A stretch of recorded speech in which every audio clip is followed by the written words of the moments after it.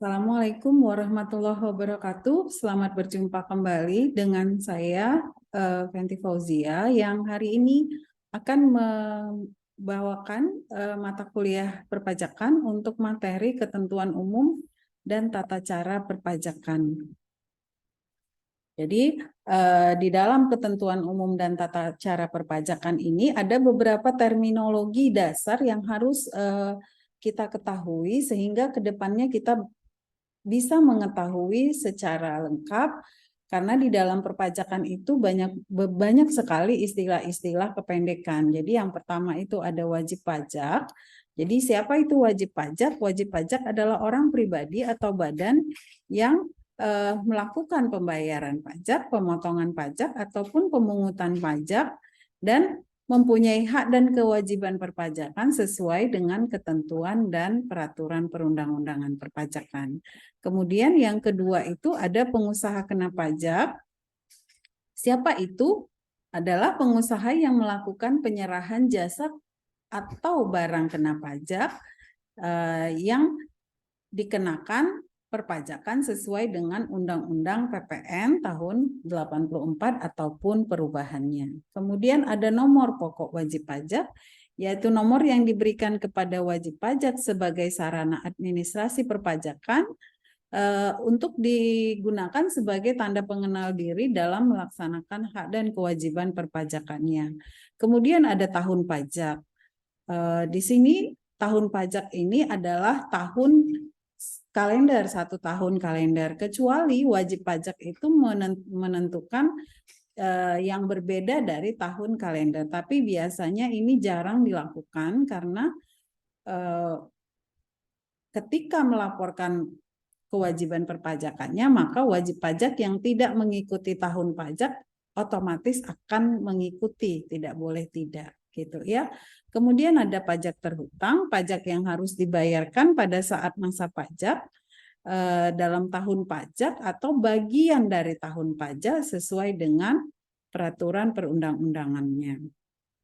Jadi ada beberapa cara yang dilakukan oleh calon wajib pajak untuk mendaftarkan NPWP-nya. Pertama itu datang langsung ke kantor pelayanan pajak, tempat wajib pajak terdaftar. Jadi boleh kita datang langsung, baik orang pribadi atau badan atau bendahara, boleh datang langsung ke KPP wajib pajak terdaftar. Kemudian bisa melalui KPP pemberi kerja. Artinya kalau karyawan itu bekerja, maka KPP badan usaha tempat dia bekerja itu boleh sebagai tempat untuk mendapatkan NPWP. Demikian ya. Jadi wajib pajak, calon wajib pajak pekerja itu datang mendaftarkan diri dan mengisi form, dilengkapi juga dengan KTP-nya. Kemudian bisa juga cara yang ketiga yaitu online melalui situs DJP www.pajak.go.id. Dan sekarang ini paling sering dilakukan oleh wajib pajak karena lebih mudah. Ada format NPWP yang kita ketahui yaitu terdiri dari 15 digit. 15 digit ini 9 digit pertama itu merupakan kode wajib pajak. Oke, 6 digit berikutnya itu merupakan kode administrasi pajak. Jadi kode KPP itu di 3 yang 15 digit pertama itu kode wajib pajak, 3 digit berikutnya itu kode KPP, dan kode cabangnya itu 3 digit terakhir. Jadi kalau dia cabangnya perusahaan yang nggak punya cabang, maka di belakangnya cukup dengan 000. Kemudian berdasarkan peraturan atau surat edaran Dirjen Pajak, maka NPWP tidak akan berubah meskipun wajib pajak tersebut pindah tempat atau pindah tempat terdaftar. Jadi bisa jadi pindah tempat, misalnya wajib pajaknya pindah dari Medan ke Samarinda atau pindah tempat terdaftar. Otomatis kalau dia pindah dari Medan ke Samarinda, maka wajib pajak terdaftarnya juga akan berpindah. Bisa kita lihat dari contoh berikut. Ini nomor NPWP-nya tetap sama, jadi tidak masalah, begitu ya. Jadi NPWP yang dimiliki oleh setiap wajib pajak itu bisa dihapuskan dengan jalan melakukan permohonan atau berdasarkan Direktur Jenderal Pajak. Jadi kalau permohonan yang dilakukan oleh wajib pajak, maka NPWP-nya bisa terhapus. Misalnya wajib pajak atau ahli warisnya. Ini wajib pajak tidak memenuhi persyaratan subjektif lagi. Demikian ya. Kemudian maka dia boleh melakukan permohonan untuk menghapus NPWP atau wajib pajak badan yang terkena likuidasi atau pembubaran karena penghentian usaha. Oke, bisa jadi itu. Jadi kalau sudah pilot, maka hapuskan segera NPWP agar kewajiban perpajakannya bisa jadi gugur. Karena kalau tidak dilakukan penghapusan NPWP, maka tiap periode pajak dia akan ditetapkan untuk memenuhi kewajiban perpajakannya. Oke, yang ketiga itu wanita yang sebelumnya telah memiliki NPWP dan menikah tanpa membuat perjanjian pemisahan harta dan penghasilan. Jadi kalau dia sudah menikah, maka boleh ikut NPWP suami. Oke, yang awalnya dia punya NPWP sendiri, boleh ikut NPWP suami. Nah, otomatis NPWP-nya yang lama itu akan dihapuskan. Oke. Kemudian wajib pajak bentuk usaha tetap yang menghentikan kegiatan usahanya di Indonesia. Jadi kalau walaupun usahanya itu masih ada, tapi karena di Indonesia dihentikan, maka boleh mengajukan untuk menghapus NPWP-nya. Kalau berdasarkan Dirjen Pajak, wajib pajak yang sudah tidak memenuhi persyaratan subjektif dan atau objektif sesuai dengan ketentuan perundang-undangan perpajakan, maka NPWP-nya bisa dihapuskan. Kemudian penghapusan NPWP ini dapat juga dilakukan dalam hal wajib pajak mempunyai utang pajak namun tidak dapat atau tidak mungkin ditagih lagi karena misalnya wajib pajaknya meninggal dunia atau wajib pajaknya tidak punya harta kekayaan lagi, bangkrut gitu ya. Jadi udah habis hartanya, jadi tidak punya kewajiban pajak lagi. Kemudian kapan sih saat pembayaran pajak gitu ya, atau bagaimana cara pembayaran pajak?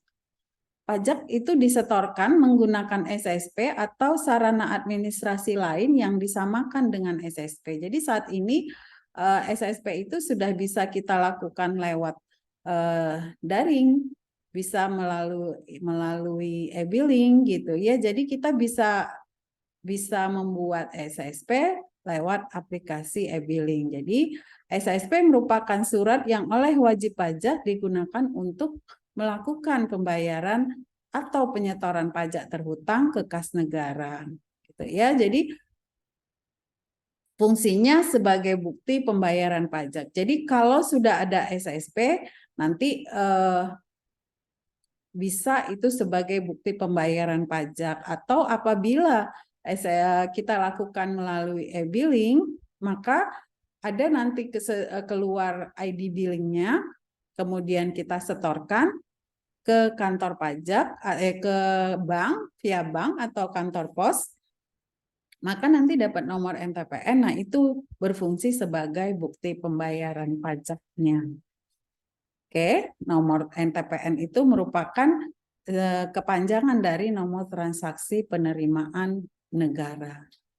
Kemudian setiap tahun wajib pajak yang sudah memiliki NPWP tadi itu wajib melaporkan SPT. SPT merupakan surat yang oleh wajib pajak digunakan untuk melaporkan, menghitung, atau pembayaran pajak. Jadi objek pajak atau bukan objek pajak. Dan harta dan kewajiban. Jadi SPT itu berisi harta dan kewajibannya juga. Oke, sesuai dengan pasal 1 Undang-Undang KUP. Jadi ada SPT masa dan SPT tahunan. Kalau SPT masa adalah surat pemberitahuan untuk satu masa pajak, terdiri dari PPh 21, 26, 22, 25, 23, 26, 4 ayat 2, kemudian pasal 15 dan PPN juga ada, kemudian PPN bagi pemungut ada atau pemungut gitu ya. Jadi itu SPT masa yang dilakukan pada satu masa pajak. Ada SPT tahunan, yaitu surat pemberitahuan untuk 1 tahun pajak atau bagian tahun pajak. Ada terdiri dari SPT tahunan wajib pajak badan, SPT tahunan PPh wajib pajak orang pribadi, dan SPT tahunan pembetulan. Jadi SPT-nya badan, orang pribadi, atau SPT tahunan. Demikian fungsi dari SPT itu sendiri adalah sarana untuk melaporkan seluruh kewajiban perpajakan dari wajib pajak. Kemudian sarana bagi Dirjen Pajak untuk mengetahui kewajiban perpajakan. Kemudian wajib pajak wajib mengisi surat pemberitahuan atau SPT dengan benar, lengkap, jelas. Jadi harus benar, lengkap, dan jelas, kemudian menandatanganinya. Benar adalah benar dalam hitungan, termasuk benar dalam menerapkan ketentuan perundang-undangan perpajakan, dalam penulisan, dan sesuai dengan keadaan yang sebenarnya. Kemudian lengkap berarti memuat semua unsur yang berkaitan dengan objek pajak dan unsur lain yang harus dilaporkan dalam surat pemberitahuan. Kemudian jelas dalam melaporkan asal-usul sumber dari objek pajak dan unsur lain yang harus dilaporkan dalam perhitungan pajak. Jadi wajib pajak nggak boleh buat SPT sembarangan, karena ada sanksi yang akan diterima oleh wajib pajak ketika dia melakukan atau melaporkan SPT-nya sembarangan. Kemudian ada cara dalam menyampaikan SPT, baik secara langsung, melalui pos atau bukti pengiriman surat, dengan cara lain seperti e-filing. Jadi saat ini yang banyak dilakukan atau malah disarankan, diwajibkan atau oleh Dirjen Pajak adalah melalui e-filing, karena paperless satu, cepat kedua, kemudian risikonya juga tidak ada. Karena kalau biasanya kita ngirim surat bisa kececer, bisa tidak sampai pada waktunya, itu akan merugikan wajib pajak. Ada waktu yang ditentukan dalam menyampaikan SPT tahunan. Nah, untuk SPT orang pribadi paling lama 3 bulan setelah akhir tahun pajak. Artinya kalau tahun pajak 2021 maka SPT itu orang pribadi akan berakhir atau paling lambat dilaporkan tanggal 31 Maret. Nah, untuk SPT tahunan WP badan itu 4 bulan setelah akhir tahun pajak. Jadi kalau untuk tahun pajak 2021 tadi, maka maksimal dilaporkan dan dibayar dan dilaporkan itu 30 April. Perpanjangan penyampaian SPT tahunan dapat dilakukan, wajib pajak boleh menyampaikan tapi melakukan permohonan dulu. Paling lama 2 bulan dengan batas waktu dari penyampaian SPT tadi. Dilakukan tertulis, dilakukan permohonannya tertulis ke KPP sebelum batas waktu penyampaian SPT tahunan berakhir. Jadi kalau mau melakukan perpanjangan, misalnya ada sesuatu yang diperlukan, maka sebelum berakhir batas waktunya, buat surat permohonan. Paling lama 2 bulan surat permohonan itu berlaku, gitu ya. Kemudian Kalau SPT tadi tidak disampaikan tepat waktu, ini dia yang saya sampaikan tadi di awal bahwa akan ada sanksi perpajakan, yaitu sanksi pidana dan sanksi administrasi. Sanksi administrasi dapat berupa denda, bunga, atau kenaikan dari pembayaran. Denda dikenakan karena pelanggaran administrasi oleh wajib pajak bersifat tetap, tidak bertambah tiap bulannya, dan tidak merubah pokok pajak. Itu adalah denda. Misalnya, kalau PTA hutang pajaknya 2M, akan tetapi PTA tidak melaporkan SPT tahunannya tepat waktu, maka PTA dikenakan denda sebesar 1 juta. Maka 1 juta tersebut jumlahnya akan tetap 1 juta, tidak bertambah dan tidak berubah selama utang pokok PTA itu tetap 2 miliar. Demikian yang dapat saya sampaikan untuk materi KUP, Ketentuan Umum dan Tata Cara Perpajakan hari ini. Terima kasih. Wabillahi taufiq wal hidayah. Wassalamualaikum warahmatullahi wabarakatuh. Aduh, aduh, kayak apa ini?